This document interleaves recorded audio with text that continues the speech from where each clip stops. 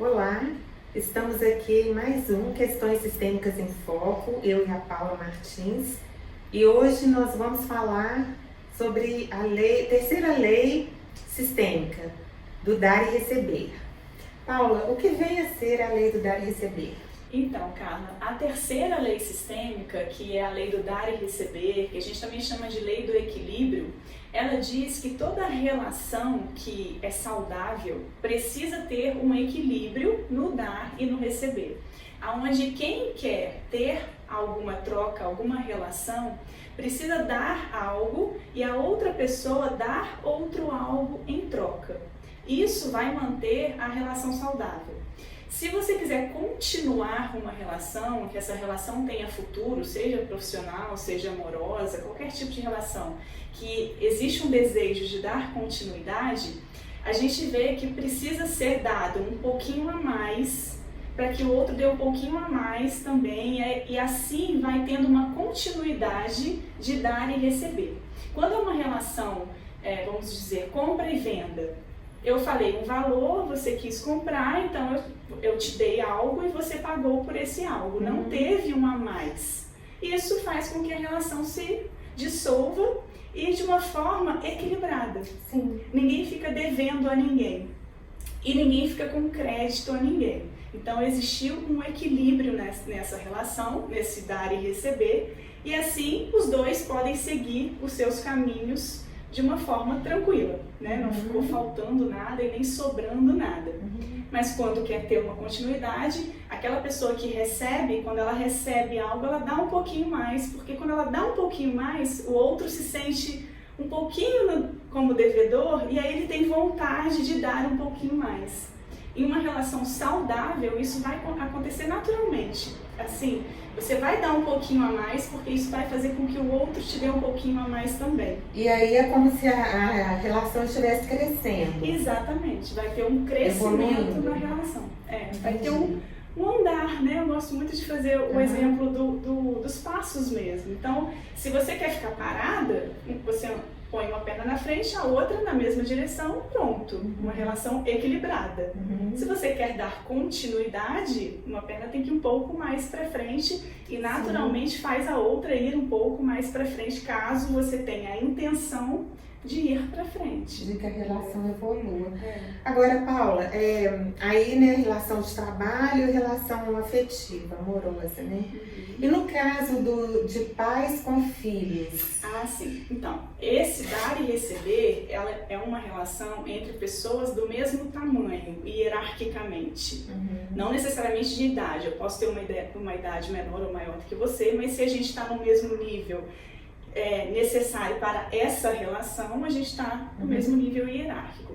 Quando é pai com filho, mãe com filho, não existe isso, porque é uma hierarquia diferente. Os maiores só dão. Esse é o fluxo da vida, é um fluxo para frente. Sim. Não existe a vida voltar para trás.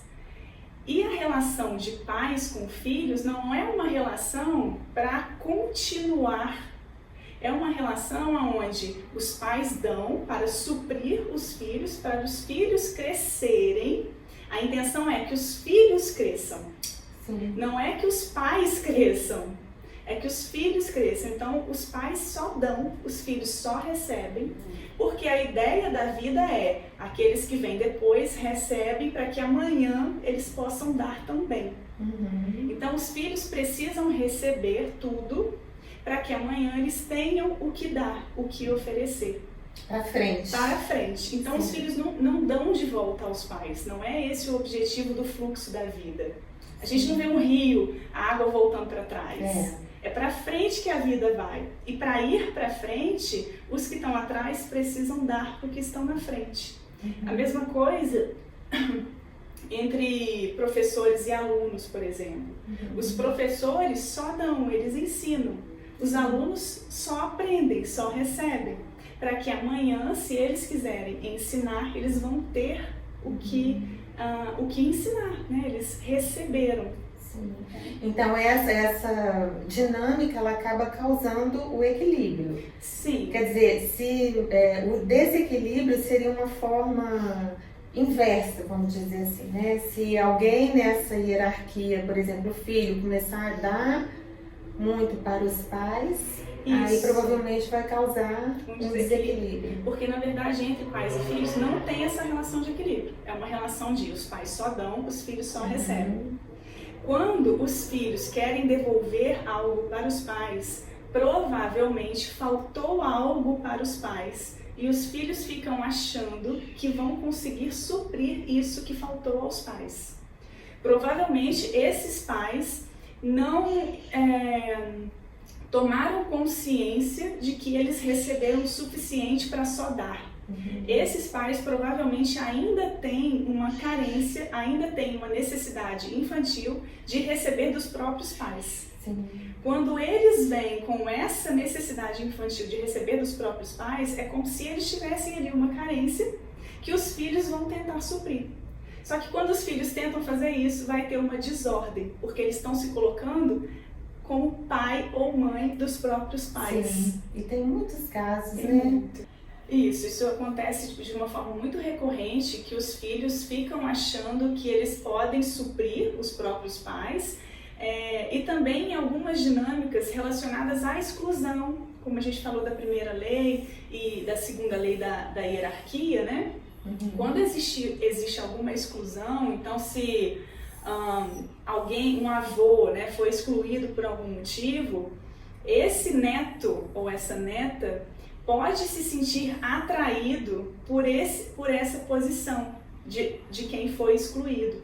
Ao ir para essa posição de forma inconsciente, essa pessoa pode ir para a vida dela se colocando como maior nas relações dela. Então, ela é um homem que se coloca no posicionamento de avô, ele pode se casar com uma mulher e ficar achando que ele é maior do que ela, ou se porta como pai dessa mulher.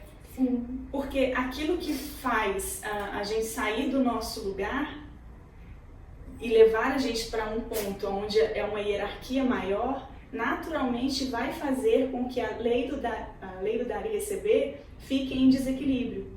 Porque essa pessoa vai ter uma postura de alguém que é maior do que de fato é. Então, ou ele vai querer dar muito, ou ele vai querer receber muito. E aí vai desequilibrar esse dar e receber nas relações atuais deles. Sim, então a gente sempre, né, as pessoas, nós sempre procurando estar no nosso lugar. Sim. É muito importante, né? Para que não cause esse desequilíbrio. Sim. E quais são as consequências do desequilíbrio, Paula?